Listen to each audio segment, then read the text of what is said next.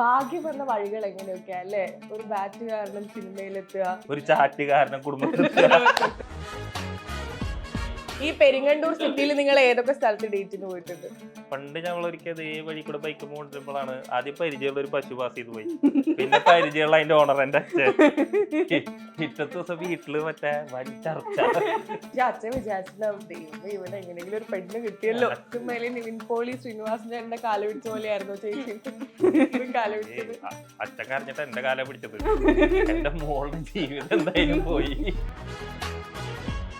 കള്ളൂടി നിർത്തി താരത്തിച്ച് ജീവിതത്തിലേക്ക് വന്നതുകൊണ്ടാണ്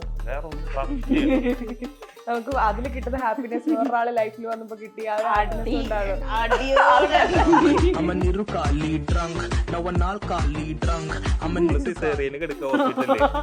ഡ്രസ് ഒന്നും ഇല്ല, വയറിനടക്ക് ഡ്രസ് ഒന്നും എടുക്കാം. ചേച്ചി മറ്റേ വീഡിയോ അത് ഞാൻ ജീവിതത്തിൽ പറഞ്ഞില്ല. ഒരു കയ്യബദ്ധം നാറ്റിക്കരുത്. ഞാൻ സബ് ജയിലിൽ ഒരു പ്രതിനെ റിമാൻഡ് ചെയ്യാൻ പോയി. അയാള് അവിടെ നിന്ന് സെല്ലിന്റെ അറ്റത്ത് പോയി നിൽക്കുന്ന അറ്റത്ത് നിന്നിട്ട് ഉള്ളിക്ക് പോയിട്ട് അവിടെ തിരിച്ച് പുറത്തേക്ക് ഓടി ഇവരൊക്കെ പിന്നാലെ വന്നു. അടുത്ത് തന്നെ സാറിന്റെ വീഡിയോ ഞാൻ കാണാറുണ്ട്, ഞാൻ ഫോട്ടോ ഞാൻ പോയിട്ട് ഇടി മേടിച്ചിട്ട് പോയി. ചെക്കിങ്ങിന് വെക്കുമ്പോ ഹെൽമെറ്റ് വെക്കാണ്ട് പിടിക്കും. സാറെ വീഡിയോ കാണാറുണ്ട്, വീഡിയോ കണ്ട ഹെൽമെറ്റ് പോയി ഞാൻ അടുത്ത് പോക്കേണ്ടി വരും. ചേട്ടാ ഇതിൽ ലിങ്കം വെച്ചിട്ടില്ലേ? നടുവിലൊക്കെ എങ്ങനെ ഇത് സാറ് പറഞ്ഞ കോളം വരെ എത്തണില്ല. എന്നെ ബിബിൻ ജോർജ് ആ വീഡിയോ വന്നിട്ട് കണ്ടത് ആളത് കണ്ടിട്ട് കൊറേ പേജുകളിൽ പോയി, വേറെ കുറെ പേജുകളിൽ വേറെ കുറെ പേജ് തമിഴ്നാട്ടിൽ പോയി. അപ്പൊ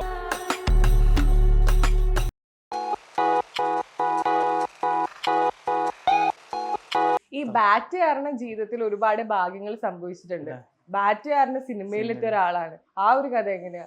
അത് ഒമർലുലു ഇതേപോലെ എൻ്റെ ഒരു ബാറ്റിന്റെ പ്രൊമോഷന്റെ വീഡിയോ കണ്ടിട്ട് വിളിച്ചു. ആ ബാറ്റ് ഞാൻ ഇവിടെ വെച്ചിട്ടുണ്ട്. ആ ബാറ്റ് മാത്രം എപ്പോഴും കൊടുത്തില്ല, സ്വന്തമായിട്ട് കമ്പനി തുടങ്ങിയിട്ട് ആ ബാറ്റ് ഞാൻ കൊടുക്കും. അതിനാളെ എന്നെ വിളിച്ചു ബാറ്റ് എടുക്കാൻ വരാന്ന് പറഞ്ഞു. ഈ ആളെ വിളിച്ചെന്ന് കയറില്ല. ഞാൻ അനിമല് സിനിമ കണ്ടോണ്ടിരിക്കുമ്പോ വിളിച്ചു. അപ്പൊ ഞാൻ അങ്ങനെ ലൊക്കേഷൻ ഇവിടെയാണെന്ന് പറഞ്ഞു. അങ്ങനെ ആള് ബാറ്റ് എടുക്കാൻ വന്നു, ബാറ്റ് കൊടുത്തു. പക്ഷെ ആൾക്ക് എന്നെ അറിയായിരുന്നു, വീഡിയോ കണ്ടിട്ടുണ്ട്. ഞാൻ ആൾക്ക് കുറെ മെസ്സേജ് അയച്ചിട്ടുണ്ട് മുമ്പ്, ചാൻസ് ഒക്കെ ചോദിച്ചിട്ടൊക്കെ. ഇതൊന്നും സീനാക്കിയിട്ടില്ല. ഇവിടെ നിന്ന് അങ്ങോട്ട് സീനാക്കി. പിന്നെ അപ്പൊ അങ്ങനെ വിളിച്ച് ഇങ്ങനെ പടം തുടങ്ങുന്നുണ്ട്, അതിലിങ്ങനെ ഒരു സീനുണ്ട്, ഒരു ഗുണ്ടയുടെ റോഡുണ്ട്. ചെന്നു അവിടെ ചെന്നിട്ട് ഇങ്ങനെ ഇങ്ങനെ അവിടെ ചെന്ന് കുറച്ചു നേരം കഴിഞ്ഞപ്പോ അവര് പറഞ്ഞു ഇങ്ങനെ ആ സീനിന് ഡയലോഗ് ഇതൊക്കെ കുറവാ, ഇതിൽ പോലീസുകാരൻ റോൾ ഉണ്ടാകും നോക്കാന്ന് പറഞ്ഞു. അങ്ങനെ ആദ്യത്തെ സീൻ അഭിനയിച്ചതാണ് ഞാൻ പോലീസുകാരനെ. തുടക്കം തൊട്ട് അവസാനം വരും പിന്നെ പോലീസുകാരനായിട്ട്. ഇതുകൊണ്ട് ആർക്കും ഇങ്ങനെ പെട്ടെന്ന് അടുത്ത് തുടക്കത്തെ സിനിമയിൽ ഒരു 6-7 സീനിൽ ഡയലോഗ് ഒക്കെ ആയിട്ട് കിട്ടിയിട്ടില്ല. എല്ലാവരും ആയിട്ട് എനിക്ക് കോമ്പിനേഷൻ കിട്ടി. റഹ്മാൻ, ധ്യാൻ ശ്രീനിവാസൻ, മൊട്ടരാജേന്ദ്രൻ. മൊട്ടരാജേന്ദ്രനൊക്കെ കരുത്തിൽ ഞാനാ മറ്റേ കോഴീനെ പിടിച്ചോണ്ടിരുന്നത്. പക്ഷെ ഭാഗ്യം വന്ന വഴികൾ എങ്ങനെയൊക്കെ അല്ലേ? ഒരു ബാറ്റ് കാരണം സിനിമയിലെത്തുക, തൊട്ടടുത്ത വീട്ടിലെ ഒരു ഫേസ്ബുക്ക് കാരണം ജീവിതം സെറ്റ് ആക്കുക അല്ലേ? എങ്ങനെയായിരുന്നു ലവ് സ്റ്റോറി? എങ്ങനെയാണ് ബ്രേക്കപ്പിന്റെ നമ്മൾ ആ പോസ്റ്റ് കണ്ടു, ചേട്ടൻ പോയി ഈഗോ ഒക്കെ മാറ്റി വെച്ച് ചേച്ചി കല്യാണം കഴിക്കാന്നൊക്കെ പറഞ്ഞത്. പക്ഷെ ആ മൊത്തത്തിലുള്ള ലവ് സ്റ്റോറി എങ്ങനെയായിരുന്നു? ഈ പെരിങ്ങണ്ടൂർ സിറ്റിയിൽ നിങ്ങൾ ഏതൊക്കെ സ്ഥലത്ത് ഡേറ്റിന് പോയിട്ടുണ്ട്? ഇവിടെ ഡേറ്റിന് പോയി കഴിഞ്ഞ പ്രശ്നം അറിയോ? ഇവിടെ പണ്ട് ഞങ്ങൾ ഒരിക്കൽ ഈ വഴി കൂടെ ബൈക്ക് കൊണ്ടിരുമ്പോഴാണ് ആദ്യം പരിചയമുള്ള ഒരു പശു പാസ് ചെയ്ത് പോയി. പിന്നെ പരിചയമുള്ള അതിന്റെ ഓണർ എന്റെ അച്ഛൻ. പിറ്റത്തെ ദിവസം വീട്ടില് മറ്റേ വൻ ചർച്ച. ഇത് ഈ പോക്ക് പോയാൽ റെഡി ആവില്ല. പിന്നെ ഒരു 4 ദിവസം വേണ്ടി വന്നുള്ളൂ കല്യാണം. എല്ലാം വളരെ പെട്ടെന്നായിരുന്നു. അപ്പൊ കല്യാണം കഴിക്കാൻ പോകുന്നവരെ പ്രേമിക്കുന്നവര് യൂസ് ചെയ്യുന്ന ഒരു ടെക്നിക്കാ അല്ലേ? നാട്ടുകാരെ കാണിക്കാൻ തീരുമാനവും. ഇത് പോയി കാര്യം ഞാൻ ഈ സംഭവം ആലോചിക്കാം. അന്നത്തെ ഇഷ്യൂ ഉണ്ടായിരുന്നെങ്കിൽ ഇത് നമ്മൾ ഇവിടുന്ന് ഒന്നിന്ന് തുടങ്ങേണ്ടത് ഒറ്റടിക്ക് 50%. അവിടെ നിന്ന് 100ലേക്ക് എത്തേണ്ടി വന്നുള്ളൂ. നല്ലവരായ നാട്ടുകാരല്ലേ? നാട്ടുകാരല്ല, അച്ഛൻ പിടിച്ചു, ആളെ പിടിച്ചത്. പക്ഷെ അച്ഛൻ വിചാരിച്ചിട്ടുണ്ടാവും ഇവിടെ എങ്ങനെയെങ്കിലും ഒരു പെണ്ണ് കിട്ടിയല്ലോ. അച്ഛന്റെ അമ്മയുടെ കല്യാണം നടത്തിയത് ഇവളുടെ മുത്തച്ഛനാ. 2 കരയെന്ന് പിടിച്ചോണ്ടിട്ട് കിട്ടിച്ചപ്പോ അതിന്റെ സെന്റിമെന്റ്സ് അവിടെ നിൽക്കണ്ടായിരുന്നു. എല്ലാം കൂടി റെഡിയാക്കി ഞങ്ങള്. പക്ഷെ ഇപ്പൊ എല്ലാരും ഹാപ്പി അല്ലേ മൊത്തത്തിൽ? അല്ലേ? പറഞ്ഞോളൂ, ഇതെല്ലാവരുടെ കാര്യം ഇങ്ങനെയൊക്കെ തന്നെയാണ്. കുറച്ച് നാള് ഈ പറഞ്ഞ പോലെ ഞങ്ങള് ഇന്റർകാസ്റ്റ് ആണ്, അതിന്റെ കുറെ സംഭവങ്ങളൊക്കെ ഉണ്ട്. അതൊക്കെ ഒരു കുറച്ച് നാളുണ്ടാവും. ഞാൻ നോക്കിയെടുത്തോളം ഇപ്പൊ ഒരു 60+ ഇരിക്കണ കുറച്ച് കാരണന്മാരുടെ കാലം കഴിയണവരെ ഇതൊക്കെ ഓടുള്ളൂ. ഇത് കഴിഞ്ഞതൊക്കെ പോവും. ഇപ്പൊ ഞാൻ ഇത് കുറച്ച് പേരിങ്ങനെ കുറച്ച് പേടി കൂട്ടി. പിന്നെ അവസാനം നമുക്ക് എപ്പോഴും ഒരു കമാൻഡിങ് പവർ ഉണ്ടായിരിക്കണം. അതിന് ഇമ്പോർട്ടൻ്റ് ആയിട്ടുള്ള കാര്യമാണ് ഫൈനാൻഷ്യൽ സ്റ്റെബിലിറ്റി. അത് നമുക്ക് ജോബ് വേണമെങ്കിൽ ജോബിൽ വേണം, അല്ലെങ്കിൽ ഇത് ഉണ്ടായിരിക്കണം. നമുക്ക് ഈ പറഞ്ഞ പോലെ ബാക്കി എല്ലാം ഫൈനാൻഷ്യലി ബേസ്ഡ് ആണ് ഒക്കെ. ഇല്ലാണ്ട് ഇപ്പൊ ഞാൻ ഒരു ഇൻഫ്ലുവൻസർ ആയി അല്ലെങ്കിൽ ഞാൻ അല്ലെങ്കിൽ അതായി ഇതായി എന്ന് പറഞ്ഞാലും ഒരാൾ കുടുംബത്തിൽ വേണ്ടിയിട്ടില്ല. പക്ഷെ ഇപ്പൊ ഇൻഫ്ലുവൻസേഴ്സ് നല്ല ഡിമാൻഡ് അല്ലേ? യൂട്യൂബ് ചാനലുള്ള ആളുകൾക്കാണ് അതിന്റെ പിന്നെ റീസൺ കൊടുക്കുന്നത്. സാമ്പത്തികം, അതാണ് ബേസ്. അതാണ് ഇപ്പൊ നമ്മൾക്ക് ആ ഒരു സംഭവം നമ്മൾ സെറ്റ് ചെയ്ത് വെച്ചാൽ പിന്നെ സർക്കാർ ജോലി ഇത് രണ്ടായപ്പോ അവിടെയും ഒരു 50% പണി കഴിഞ്ഞു. പിന്നെ കരഞ്ഞ് കാല് പിടിച്ചിട്ടാണ് നമ്മുടെ വഴി. അതൊക്കെ കഴിഞ്ഞ് റെഡിയാക്കി. മറ്റേ സിനിമയിലെ നിവിൻ പോളി ശ്രീനിവാസിന്റെ കാല പിടിച്ച പോലെയായിരുന്നു ചേച്ചി കാല പിടിച്ചത്. അച്ഛൻ കരഞ്ഞിട്ട് എന്റെ കാല പിടിച്ചത്. എന്റെ മോളുടെ ജീവിതം എന്തായാലും പോയി. ഇനി എന്തെങ്കിലുമൊക്കെ നല്ലപോലെ നോക്കണേ. തൊട്ടപ്പുറത്ത് വീട്ടിലുള്ള ആൾക്ക് സെന്റിമെന്റ്സ് ഞാൻ. പക്ഷെ ഇത് ഭയങ്കര അടിപൊളിയല്ലേ ചേച്ചി? ഇപ്പൊ എന്തെങ്കിലും ഒരു അടിയായി കഴിഞ്ഞാൽ ഞാൻ എന്റെ വീട്ടിൽ പോകാൻ തൊട്ടപ്പുറത്തേക്ക് പോവാ. അത് എനിക്ക് പറമ്പ് കൂടെ കടന്നു പോയാ ഒരു വീടുള്ളോ, ഇതിലെ പോയ 3 വീടും. അപ്പൊ ആൾക്കാര് പറയും ഈ താരം ഒന്നും എന്തോ അടിയായിട്ടാണ് തോന്നുന്നു. അങ്ങനെ പറയാറുണ്ടോ? പിന്നെന്താ. ഇതിലെ പോകുമ്പോ നാട്ടുകാര് കാണും, ഇതിലെ പറമ്പ് കൂടെ ചാടിപ്പോയാ മതി. ഇതിലെ പോകുമ്പോ ആൾക്കാര് ചോദിക്കും എന്താ മോളെ പ്രശ്നമായോ പ്രശ്നമായോ. സ്ഥിരമുണ്ട്. പിന്നെ നമുക്ക് സുഖ എങ്ങടേലും പോവാണെങ്കിൽ നീ വീട്ടിൽ പൊക്കോന്നോണ്ട് എനിക്ക് പോവാ, കൊണ്ടാക്കുക, അങ്ങനത്തെ ചടങ്ങൊന്നും ആവശ്യമില്ല. അതും ഉപകാരമാണ്. ഉപകാരവും ഉപദ്രവവും രണ്ടിലും എല്ലാ പരിപാടിക്കും ഉണ്ട്. അപ്പൊ നമ്മൾ ഇവിടെ വീട്ടിലാന്ന് വെച്ചിട്ട് നമ്മൾ ഇവിടെ വല്ല പ്രൈവറ്റ് പരിപാടി അറേഞ്ച് ചെയ്യുമ്പോഴായിരിക്കും എൻട്രി കാലൻ പ്രത്യക്ഷപ്പെടുന്ന പോലെ ഒന്ന് കേറും. ഇപ്പൊ എന്തുകൊണ്ട് വീഡിയോസ് ഒന്നും ഇടുന്നില്ല അത്ര അധികം? അതെ, ഒന്നാമത് സത്യം ബിസിനസ്സിൽ കുറച്ച് തിരക്കായി. പിന്നെ എല്ലാം നമ്മളൊക്കെ ചെയ്യുന്നത് നമ്മളെ സന്തോഷത്തിനാണ്. ഞാൻ വീഡിയോ ചെയ്തിരുന്നത് ഇപ്പൊ ഏറ്റവും കൂടുതൽ ഇപ്പൊ ഇൻസ്റ്റാഗ്രാമിൽ വീഡിയോ ചെയ്യും. ഇൻസ്റ്റാഗ്രാം ഒരു എന്താ പറയാ മോണിറ്റൈസ്ഡ് പ്ലാറ്റ്ഫോം അല്ല. പക്ഷെ നമ്മൾ ഭയങ്കര ഹാപ്പിയാണ് അതിൽ. അല്ലെങ്കിൽ ഞാൻ ഈ ഇപ്പൊ വീഡിയോ ചെയ്തിരുന്നു അല്ലെങ്കിൽ ഈ മേഖലയിൽ തന്നെ. പക്ഷെ ഇപ്പൊ ഞാൻ സത്യം ഏറ്റവും സന്തോഷം കണ്ടെത്തുന്നത് മകന്റെ കൂടെ ഇരിക്കുന്ന ടൈമാണ്. ഞാൻ ഇത് കളഞ്ഞ് നമുക്ക് പൈസ ജീവിക്കാൻ പൈസ വേണം. അതായി കഴിഞ്ഞാൽ പിന്നെ നമ്മൾ നമ്മുടെ ഹാപ്പിനെസ് നോക്കണം. ഇപ്പൊ എന്നെ സംബന്ധിച്ച് ഞാൻ കിട്ടുന്ന സമയം അവൻ്റെ കൂടെ ഇരിക്കുന്നു. നേരം ഉണ്ടെങ്കിൽ വീഡിയോ ഇടും, അല്ലെങ്കിൽ ബാക്കി ദിവസം ക്രിക്കറ്റ് കളിക്കാൻ പോകണം. ബിസിനസ് ചെയ്യണമെങ്കിൽ ഞാൻ ഒരു ദിവസം ഒരു 3 മണിക്കൂർ 4 മണിക്കൂർ. അത് പക്ഷെ ഈ സോഷ്യൽ മീഡിയ തന്നൊരു ഉപകാരം കേട്ടോ. കാരണം ഞാനൊരു ബ്രാൻഡ് ഇറക്കി അത് പ്രൊമോട്ട് ചെയ്യാൻ ഞാൻ കുറെ പൈസ ചെലവാണ്. അതൊന്നും വേണ്ടിയതില്ല. നമ്മൾ അറിയുന്നോണ്ട് ആൾക്കാർക്ക് ആ ഒരു അതൊക്കെ സെറ്റ് ആയത് കാരണം ഇപ്പൊ നമ്മൾ പറഞ്ഞു ഇപ്പൊ ഞാൻ വീണ്ടും കംഫർട്ട് സോണിലാണ്. സുഖം, സ്വസ്ഥം. ആൾക്കാർ ഓർഡർ ചെയ്യാൻ നമുക്ക് കൊറിയറുകാർ ഒന്ന് പാക്ക് ചെയ്ത് കൊണ്ടുപോകും. പരിപാടി. ഈ നാട്ടുമ്പുറത്തെ ചിക്കന്മാരുടെ ഏറ്റവും പ്രധാനമായിട്ടുള്ള ഒരു ഹോബിയാണ് ഈ കണ്ടം ക്രിക്കറ്റ് എന്നൊക്കെ പറയുന്നത്. അപ്പൊ ചെറുപ്പത്തിലെ ഇതിനടുത്ത് ഭയങ്കര ഇഷ്ടമായിരുന്നു, അല്ലെങ്കിൽ വെറുതെ ഫ്രണ്ട്സുമായിട്ട് ഇങ്ങനെ കളിച്ച് പെട്ടെന്നൊരു പാഷൻ വന്നതാണോ? ഒരു ബാറ്റ് സ്റ്റോർ ഒക്കെ തുടങ്ങിയതോട് ചോദിച്ചതാ. ഇപ്പൊ കറക്റ്റ് ഡേറ്റ് ഓഫ് ബർത്ത് വരെ ചെയ്യാൻ ഇപ്പൊ 34 വയസ്സാവും. ഇതില് കൂടിപ്പോയ ഒരു നടക്കാൻ പറ്റാത്ത പ്രായം തോന്നിട്ട് ഒരു 6 വയസ്സ് തൊട്ടിട്ട്, അല്ലെങ്കിൽ എനിക്ക് 6 വയസ്സ് തൊട്ട് എന്റെ കയ്യിൽ ബാറ്റ് വന്നിട്ടുണ്ടാവും. അതിലൊരു കണ്ടിന്യൂസ് ഒരു ലോങ് ബ്രേക്ക് എടുത്തിട്ടുള്ള ഞാൻ ക്രിക്കറ്റ് കളിക്കാണ്ട് ഒരു 15 ദിവസം എന്റെ ജീവിതത്തിൽ ഈ 28 കൊല്ലത്തില്. അതിന്റെ റീസൺ കാലൊടിഞ്ഞു. അല്ലാതെ എന്റെ ജീവിതത്തിൽ ഒരു 15 ദിവസത്തിൽ കൂടുതൽ ഞാൻ ക്രിക്കറ്റ് കളിക്കാണ്ടിരുന്നിട്ടില്ല. കളിക്കാനുള്ള താല്പര്യം. അല്ലാണ്ട് ഞാനൊരു എക്സ്ട്രോർഡിനറി പ്ലെയർ ഒന്നല്ല. പക്ഷെ എനിക്ക് ജീവിതത്തിൽ സന്തോഷം തരുന്ന കാര്യം നമ്മൾ ചെയ്യല്ലോ. ഒരു ടൈമിൽ ഞാൻ ഭയങ്കര അടിയായിരുന്നു, ഭയങ്കര സന്തോഷം കിട്ടിയിരുന്നത്. പിന്നീട് അത് കല്യാണം കഴിഞ്ഞപ്പോൾ അതിലൊരു ബ്രേക്ക് കിട്ടി, കൊച്ചായപ്പോൾ നല്ല ബ്രേക്ക് കിട്ടി. അപ്പോൾ ചിലത് നമ്മൾ നിർത്തണം എന്ന് വെക്കാൻ തന്നെ നമുക്കറിയാം നമ്മളെ പല രീതിയിൽ ബാധിക്കുന്നത്. പക്ഷെ ബാധിക്കാത്ത നമ്മുടെ സന്തോഷങ്ങൾക്ക് നമ്മൾ സമയം കണ്ടെത്തണം. ഈ കള്ളുകൂടി നിർത്തിയത് താരച്ചേച്ചി ജീവിതത്തിലേക്ക് വന്നോണ്ടാണ്. വേറെ ഒന്നും നമുക്ക് അതിൽ കിട്ടുന്ന ഹാപ്പിനെസ് വേറൊരാളെ ലൈഫിൽ വന്നപ്പോ കിട്ടി ആ ഒരു ഹാപ്പിനെസ് ഉണ്ടാകും. അല്ല, അതൊരു സത്യം പറയാ അതൊരു ഇൻസ്പിറേഷൻ. ഞാൻ പറഞ്ഞത് ഇപ്പൊ ഈ വീട്ടില് വേറെ ഒരു ദുശീലുള്ള ഒരു മനുഷ്യല്ല. കള്ളുകൂടിയാണ് ഇവിടുത്തെ ഒരു സാധനം ഉള്ളത്. വേറെ വലിയില്ല, വേറെ ഒരു പരിപാടികളോടില്ല. അച്ഛൻ അടിക്കും. ഇത് കണ്ട് ഇൻസ്പയർ ആയിട്ട് ഞാൻ ആ വഴിയിലായി. ഇത് നാളെ എനിക്കൊരു മകനാണ്. സോ അവനൊരു സോഴ്സ് നമ്മൾ കൊടുക്കണ്ടെന്നുള്ളതുകൊണ്ട് ഞാൻ ഇവൻ ജനിച്ചപ്പോൾ ബ്രേക്ക് ചെയ്യണമെന്ന് വിചാരിച്ചിട്ടുണ്ടായിരുന്നു.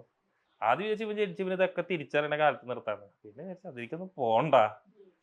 അങ്ങനെ ഇപ്പൊ ഏറെക്കുറെ ആവണം. അത് എനിക്ക് നല്ല പാരന്റിങ് കിട്ടിയിട്ടില്ല എന്ന് പറയില്ല. കാരണം എന്നെ സംബന്ധിച്ച് ഞാൻ ജനിച്ചപ്പോ അച്ഛൻ പ്രവാസിയായിരുന്നു ഒരു 10-12 കൊല്ലം. അമ്മ ഒറ്റയ്ക്ക് നോക്കിയിരുന്നു. അവരുടെ കുറെ സ്ട്രഗ്ലിങ് പീരീഡ് ഒക്കെ ഉണ്ടായിരുന്നു. ഇവനെ സംബന്ധിച്ച് ഇപ്പൊ ഞങ്ങൾക്ക് രണ്ടുപേർക്കും നാട്ടിലേക്ക്. അപ്പൊ എനിക്കൊരു 2053 വരെ ഞാൻ സേഫാ നാട്ടില്. അത് കഴിഞ്ഞാലാണ് 60 വയസ്സ് കഴിഞ്ഞാൽ എനിക്ക് ചിന്തിക്കുന്നുണ്ടാവും നാട്ടിൽ നിന്ന് തെറിക്കണമെന്ന്. അപ്പോ നമുക്ക് ഒപ്പമുള്ള ടൈം നമുക്ക് അവരെ കൂടെ അവർക്ക് ഗൈഡ് ചെയ്യാൻ പറ്റുന്നത് എഡ്യൂക്കേഷൻ, പിന്നെ ഈ ഒരു സ്റ്റാൻഡേർഡ് ഓഫ് ലിവിങ് മാത്രമേ നമുക്ക് ഒരു ഇത്. അല്ലാണ്ട് ബാക്കി എന്ത് പറഞ്ഞാലും അവരുടെ ലോകം നമ്മുടെ ലോകം എന്നല്ല, ഭയങ്കര വ്യത്യാസമാണ്. അവനൊരു 18 വയസ്സാകുമ്പോൾ അവൻ പറയുന്ന കാര്യങ്ങൾ നമുക്ക് മനസ്സിലാക്കാൻ പറ്റണം തന്നെ. 1 വയസ്സാകുമ്പോൾ നമുക്ക് ചിലപ്പോൾ മനസ്സിലാവില്ല. ഭയങ്കര മാറി, ആൾക്കാരും മാറി, സിറ്റുവേഷൻ മാറി. നിങ്ങൾ പഠിക്കാറുണ്ടോ പുതിയ ജെൻസി വേർഡ്സ് ഒക്കെ രണ്ടുപേരും അങ്ങോട്ടും ഇങ്ങോട്ടും? ട്രൈ ചെയ്ത് നോക്കി, എനിക്കൊന്നും പറ്റുന്നില്ല, മനസ്സിലാവണില്ല. മകൻ കുറച്ചുകൂടി വലുതാകുമ്പോ നമുക്ക് പഠിക്കണ്ടല്ലേ അല്ലെങ്കിൽ പറയേണ്ടതല്ലേ എന്ന് ഓർത്തിട്ട് പഠിക്കാറുണ്ടോ? അപ്പോൾ അതിനൊക്കെ കൂടുതൽ മാറും. നിങ്ങൾ ഇങ്ങനെ അപ്ഡേറ്റ് ചെയ്യുന്ന മനുഷ്യരാണോ മൊത്തത്തിൽ? അല്ല, നമ്മള് നമ്മുടെ കുറെ ഒബ്സർവ് ചെയ്താൽ നമുക്ക് മനസ്സിലാവും. നിങ്ങൾ ശ്രദ്ധിച്ചിട്ടുണ്ടോ, പണ്ട് കാലത്ത് ഏറ്റവും കൂടുതൽ ഡിസ്ക്രിമിനേഷൻ ഉണ്ടായിരുന്നു ഈ കാസ്റ്റിന്റെ പേരില. ഇപ്പൊ മാറി.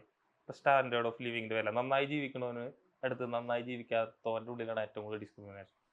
പണ്ട് നോക്കിണ്ട, പണ്ട് ഹയർ കാസ്റ്റ് ലോവർ കാസ്റ്റ് എന്ന് പറഞ്ഞ പോലെ ഇപ്പൊ സാമ്പത്തികമായിട്ട് ആൾക്കാരാണ് തുടങ്ങി. ഇപ്പൊ എന്റെ അടുത്ത് ഏറ്റവും കൂടുതൽ എഗെയിൻസ്റ്റ് ആയി വരുന്ന ആൾക്കാര്, ഞാൻ പണ്ട് ഇവിടെ കുറാജി നടന്നിരുന്ന കാലത്തുണ്ടായിരുന്ന ബന്ധുക്കളുള്ള ആൾക്കാർക്ക് ഇപ്പൊ നമ്മളോടൊരു ബുദ്ധിമുട്ടുള്ളതിന്റെ റീസൺ നമ്മൾ നന്നായി, അവര് നന്നായിട്ടില്ലേ. അപ്പൊ അതിന്റെ ഒരു ഇതേപോലെ ഓരോന്ന് മാറിക്കൊണ്ടിരിക്കും നമ്മുടെ നാട്ടിൽ. കുറച്ച് നമ്മൾ നാട് ഒബ്സർവ് ചെയ്താൽ നമുക്ക് സ്മൂത്ത് ആയിട്ട് കാര്യങ്ങൾ മുന്നോട്ടുണ്ടാവും. ഈ PSC അക്കാദമി തുടങ്ങണമെന്ന് വല്ല ആഗ്രഹമുണ്ടോ? ഇല്ലടപ്പാ, ഞാൻ തന്നെ പൊട്ടൻ ലോട്ടറി അടിച്ച പോലെയാണ്. ചേട്ടൻ വിചാരിച്ചിരുന്നു എക്സാം ഇതിപ്പോ എനിക്ക് കിട്ടുന്നത്? അല്ല, 42 മാർക്കാണ് ഞാൻ ഇത് എക്സാമിന്റെ കട്ട് ഓഫ്. എനിക്ക് കിട്ടിയത് 42.33. ഞാനേതോ കോട്ടുമായിട്ടൊരു കുത്തിയത് ഇപ്പുറത്ത് കുത്തിയ ജോലിയൊന്നും ഇല്ല. അത് ചിലര് പറയില്ല, ഓപ്ഷനൊക്കെ ആൾക്കാരെ പൊക്കുമ്പോ കഷ്ടം ചൂറിയാൻ പോലും കൈ നോക്കരുതെന്ന്. ഇതേപോലെ ഒരു കുത്തി ഏതൊക്കെ ചാത്തന്മാരെ വിളിച്ചിട്ട് ആ പോയിന്റ് 33 അല്ലെങ്കിൽ ഇതൊന്നുമില്ല, ഈ ഇന്റർവ്യൂല് ഈ കഥയില്ല, ഒന്നുമില്ല, പരിപാടി കഴിഞ്ഞു. ആരെങ്കിലും പറഞ്ഞിട്ടുണ്ടോ ഏതെങ്കിലും കുട്ടികൾ വന്നിട്ട് ചേട്ടൻ ഇൻസ്പിറേഷൻ ആണെന്നൊക്കെ? എന്റെ പേരും വെച്ച് അത്ര ഗ്രൂപ്പ് ഉണ്ടെന്ന് അറിയാം. ഒരു ഫ്ലെക്സ് ബോർഡ് അടിച്ചിട്ടുണ്ടോ? ഇവിടെ ഞാൻ മാത്രല്ല കേട്ടാ, എന്റെ അനിയൻ LD ക്ലർക്ക് 10ാം റാങ്കാണ്, വില്ലേജ് ഫീൽഡ് അസിസ്റ്റന്റ് 3ാം റാങ്കാണ്, പിന്നെ ഏതൊരെണ്ണം 1ാം റാങ്കാണ്.